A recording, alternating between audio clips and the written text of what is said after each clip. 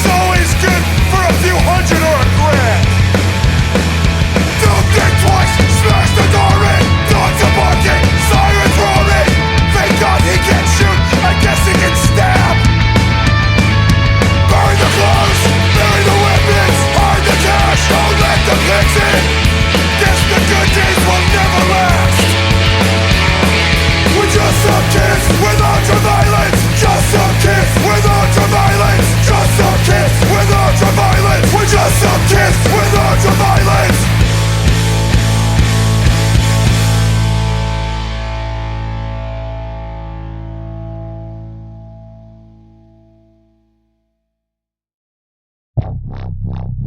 Dennis was on one that night, and out of all days, it was the eve of Thanksgiving.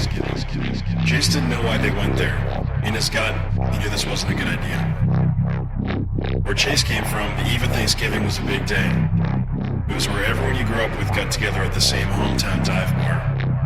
They talked about their apartment, their job, the girlfriend they'd just broken up with, or the one who they were about to marry. These are the same conversations they've been having since they moved away, or since they decided to stay, or since they had no choice but to stay. The same ugly people with the same boring discussions.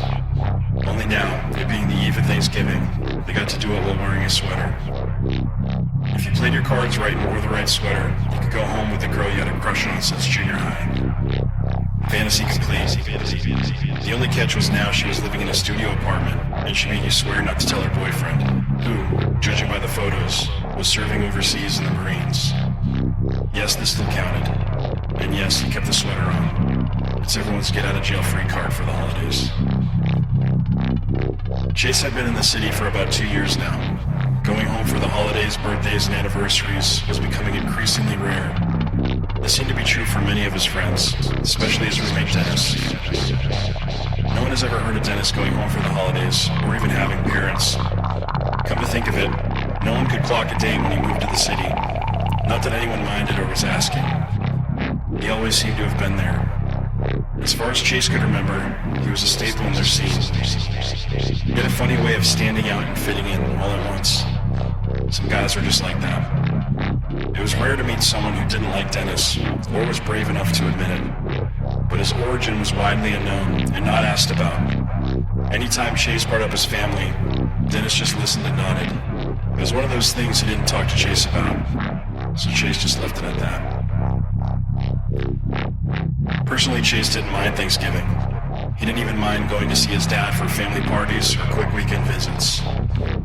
It was his new wife he was not a fan of. She made these weird complaints about him every time he visited. She would cause a big fuss if he came home after 10 p.m., stuff like that. Last time Chase was up for his dad's retirement party, she told him he couldn't stay with him because his shirt said fuck on it.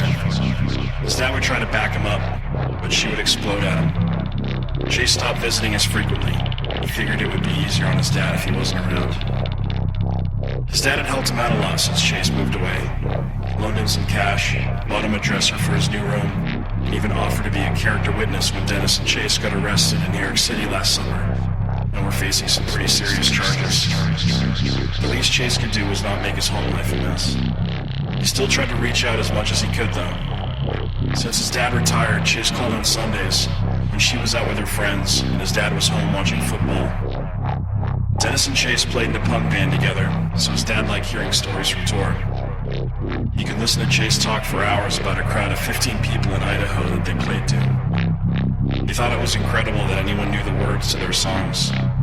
He liked Chase's update on city life, too.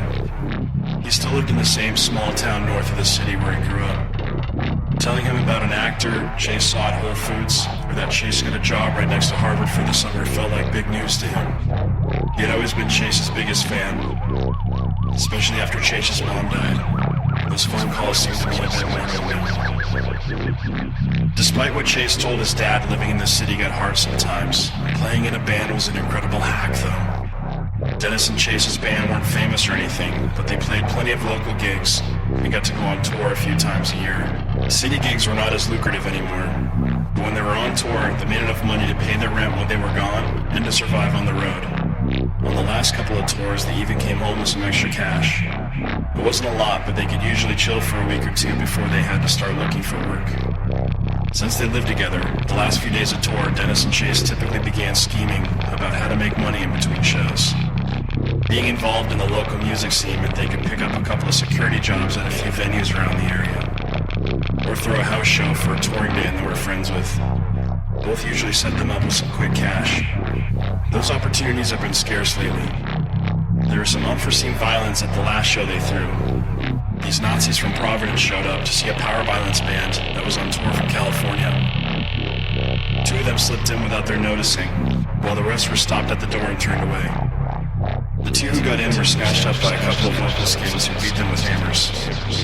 The cops shut the illegal venue down and they had to start looking for other work opportunities. Dennis is usually the one setting these things up for them. That's just how it's always been. He came up with the plan and Chase said, "Fuck it, let's go." Dennis knew everyone in the city. If it wasn't a bouncing job at a bar, work usually involved throwing someone out of somewhere or throwing someone off of somewhere. And honestly, even if it was a bouncing job, someone usually got thrown somewhere.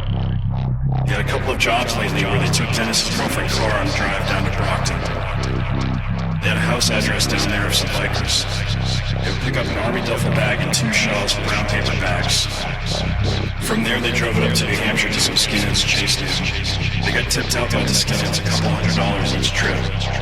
It wasn't a bad deal for a 3-hour day of work. This night was different though. Chase didn't really know how to articulate it. Dennis just seemed strange. There was more desperation in his eyes or something.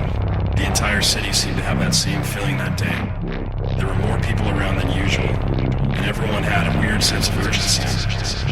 People shelved at the grocery store and car horns constantly beeped. Chase didn't know what it was. Maybe seasonal depression kicking in. It just felt different. Alright, so the night started like this.